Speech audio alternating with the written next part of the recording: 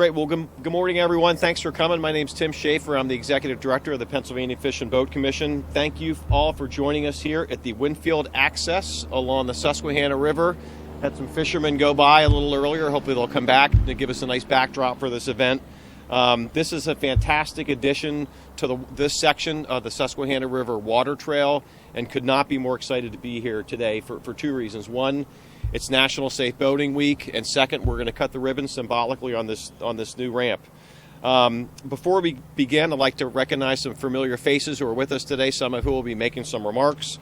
First, we have District 5 Commissioner Eric Hussar, Laurel Anders, the Director of our Bureau of Boating, Waterways Conservation Officer Jake Bennett, Matt Beck and Gerald Wirtz from PennDOT, Corey Allison with Susquehanna River Greenway Partnership, Senator Linda Culver, and staff from both Senator Gene Yaws and Representative David Rowe's offices. So I mentioned we're here for the ribbon cutting, but the reason we picked today is because this is National Safe Boating Week. Throughout the Commonwealth, we're conducting special events to draw attention to the need for safe boating practices as the summer season rolls around. And while boating can be enjoyed all year long in Pennsylvania, Memorial Day weekend is really when things start to kick into high gear. We'd encourage people to have a great time with their families and friends, but there's a couple safety checklists that we want to make sure everyone adheres to and follows before they hit the water. I'll kick off the checklist and turn it over to some others to fill in the rest of the gaps. But the number one thing you can do is wear your life jacket. Law requires that you have a life jacket on board for every person in your boat. And you have to make sure that they're U.S. Coast Guard are approved, they're in good condition, and that they fit. I think we could all remember being at a boat when we were a kid and somebody puts on a big, heavy life jacket that doesn't fit you, comes over your head. That's not legal. That's not safe. In particular for the kids, make sure that they fit. We do something called the touchdown test. If the kid can put their arms up like this, like they're signaling a touchdown, and if you can pick them up by the top of that life jacket and it doesn't come over their heads, it fits. You want to make sure it's nice and snug.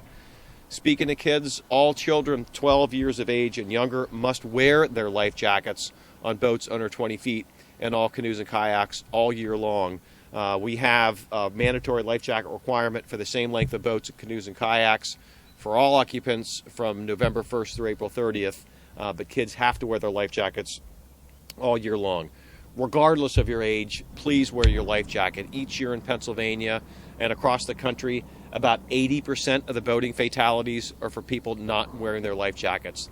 They are preventable fatalities, and so that's the number one thing you can do. Just ask yourself if you'd be willing to take that chance. Imagine coming here to this new access and your family having to come and seeing your boat not back, but your boat trailer still here. Please wear your life jacket. For the next point on our boating safety checklist, I'll turn it over to Waterways Conservation Officer Jake Bennett. Thank you, Tim.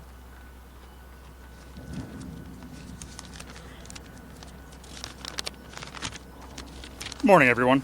Thank you, Tim. So from fishermen to bass boats, kayakers enjoy paddle, pontoon boat operators, jet skis, and power boaters pulling water skier. We all share the water. That includes me. As a waterways conservation, it's not my job to ruin your day, but it's my responsibility to make sure everybody's safe while boating. First and foremost, please never boat under the influence of alcohol or drugs. Simply put, impaired boating increases the chance of an accident. Just like operating a motor vehicle on the roadway, a person operating a boat, the legal limit is above the legal limit if they have a blood alcohol concentration of 0.08 or higher. That is the same as our DUI statutes here in Pennsylvania. Alcohol affects balance, coordination, judgment, reaction time. BUI penalties include loss of boating privileges, significant fines, and imprisonment. Please plan, if you drink this Memorial Day weekend or throughout the summer, always choose a designated boater. Officers, including myself, will be on patrol looking for signs of impairment. Yeah, and again, safe boating, guys. I would now like to welcome Laurel Anders, Director of the Bureau of Boating. So, thank you. Thank you, Officer Bennett. This new access area is a wonderful new addition for boaters in Union County, and we could really use the extra space. Over the last several years, we've seen an incredible increase in the number of paddlers, especially paddlers on canoes, kayaks, and stand-up paddleboards, as well as other boats. And we welcome this explosive growth in boating, and we know that many new boaters who head out onto the water have very little knowledge or no knowledge of the waters they'll be navigating. The same may even be true of experienced boaters who are trying out a new river, lake, or stream, or this access area for the first time. That's why the next step on our safety checklist is to have a float plan. Really, a float plan is all about just sending a text message or writing a note to let a family member or close friend know where you're going and when you plan to be home. Plans can change when you're out on the water, having fun, but keeping somewhere aware of your location throughout the day can help ensure that help arrives quickly if you experience a mechanical or a medical emergency while you're on the water. Carry a dry bag to put your cell phone in, a change of dry clothes, and other valuables while you're boating. And map out where you'll be going, where you're putting in and where you're taking out. Be aware of any dams or other hazards while you're on the water, and pay attention to posted warnings. As a reminder to all boaters, both new and experienced, water conditions can vary greatly, even on the same waterway. So be prepared for rapids and other obstacles and hazards. Scout ahead to see where there's portages where you can get out of the water in case of an emergency. All of these steps can help ensure that your trip is more predictable and enjoyable. Next, I'd like to welcome Commissioner Eric Hassar, who represents District 5, which includes Union County, to share the next step in our safety message.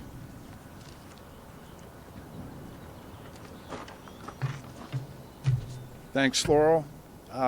Great day out here, beautiful weather. Welcome to Union County, and this is a great addition to the boaters and anglers in this area. I've used this boat launch already.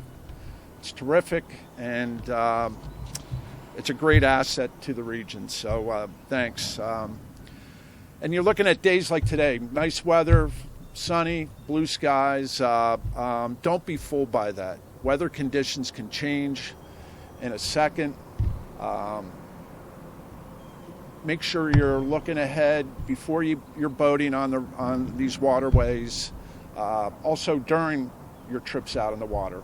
A lot of us have apps on your phones now. Use them if you're out on the river boating, because again, the weather conditions could change, especially in the summer with storms that may create high water events, which could lead to low visibility, not seeing unforeseen obstacles in the rivers like logs and rocks and sandbars or whatever you may get stuck up on. So check the weather.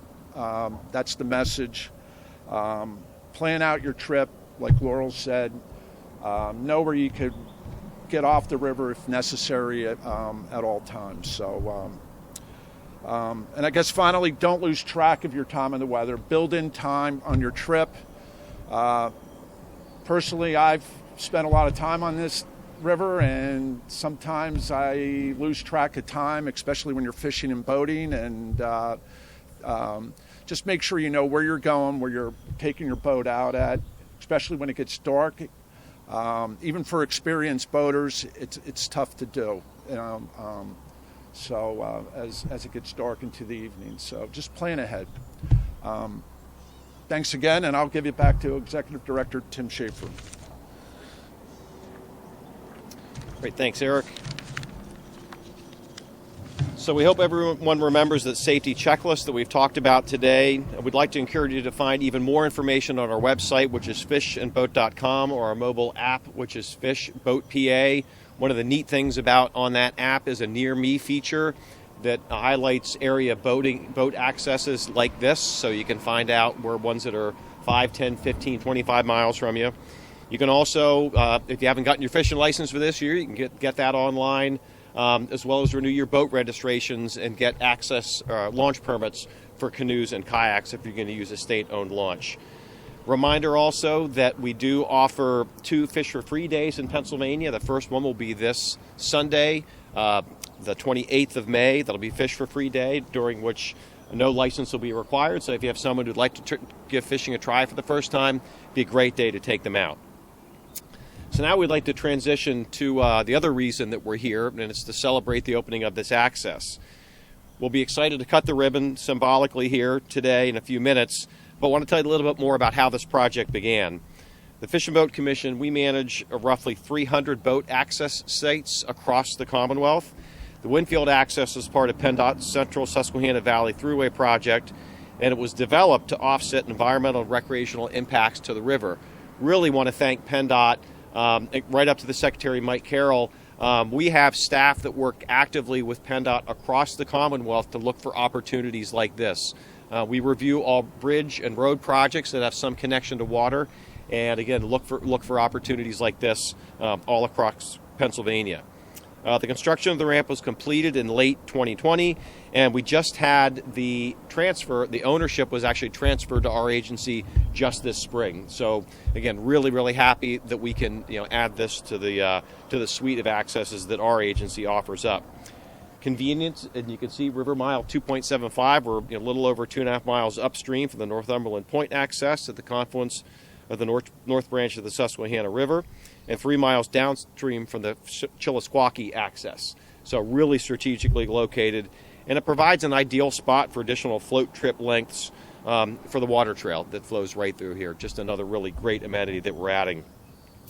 To tell a little bit more from PennDOT's perspective, do want to turn it over now to Gerald Wirtz with PennDOT's District Engineering number 3 to tell you more about this project in particular.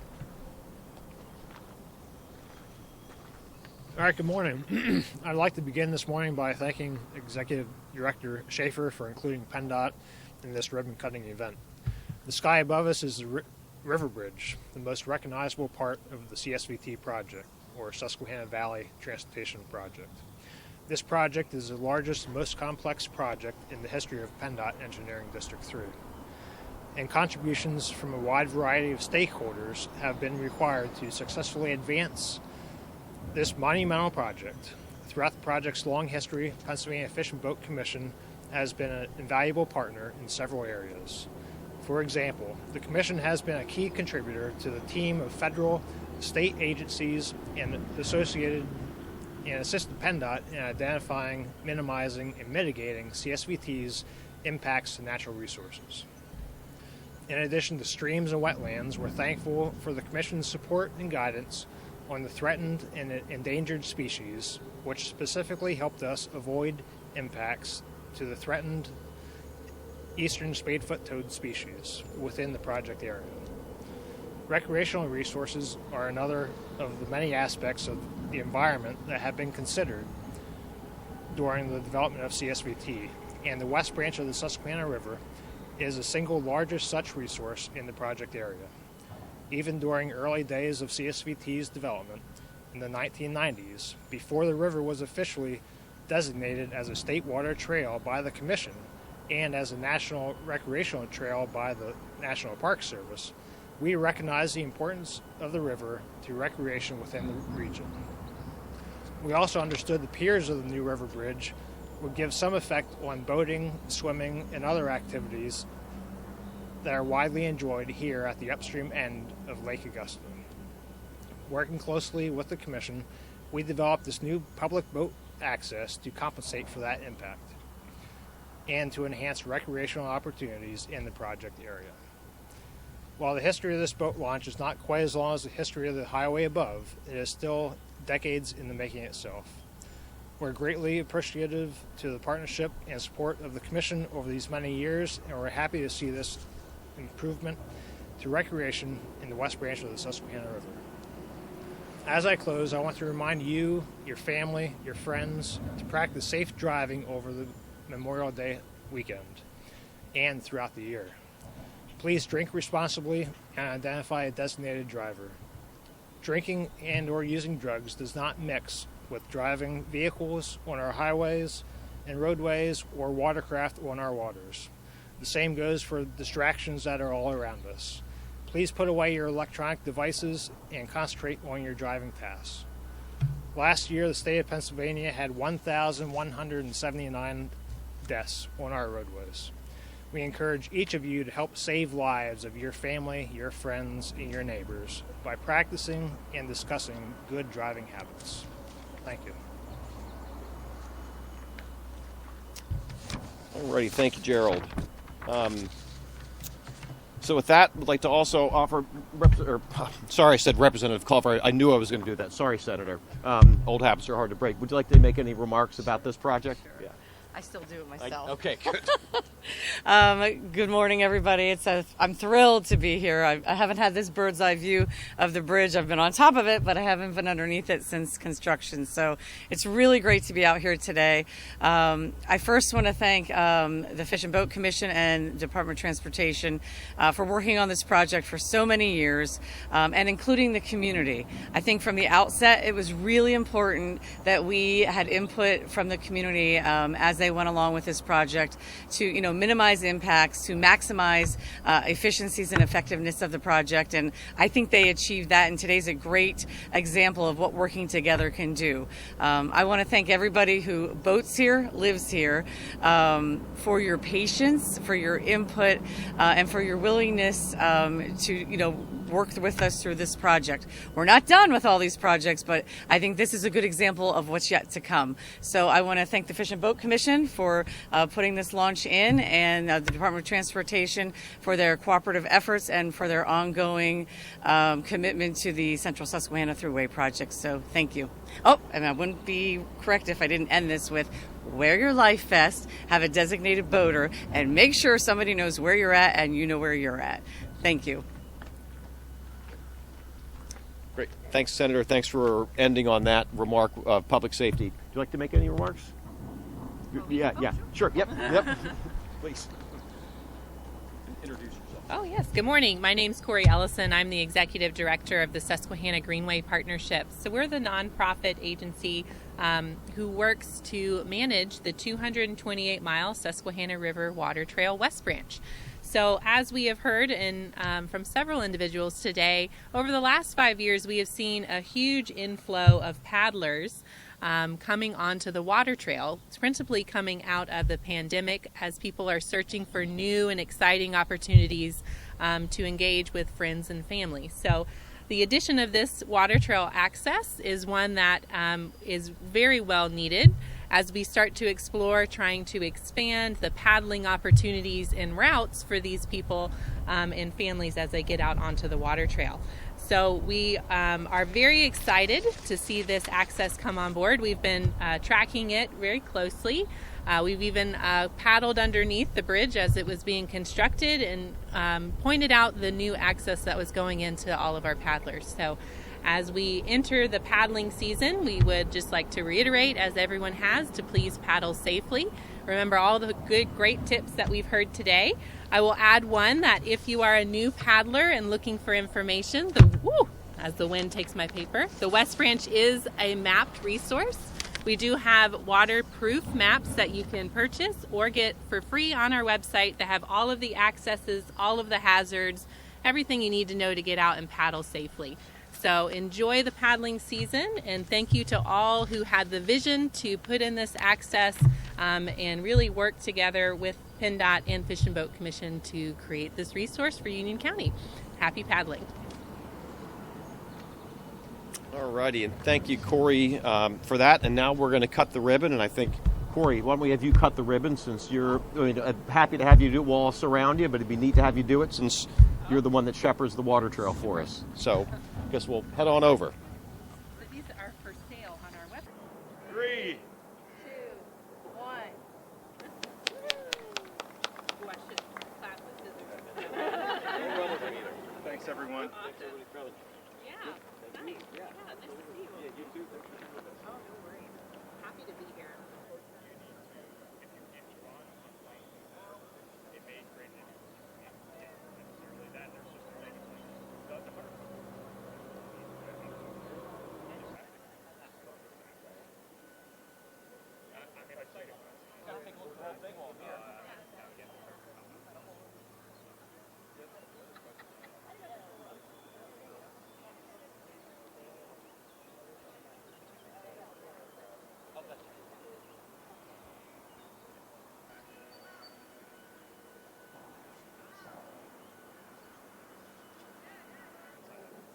But typically when you have to do it, I need to find another one. That like if you look at why I dropped. take like this is on the dock on there.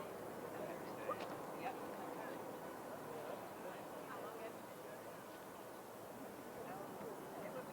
Oh, I know the channel too. Like I've looked through all the slides. It's just it's not what it was prior.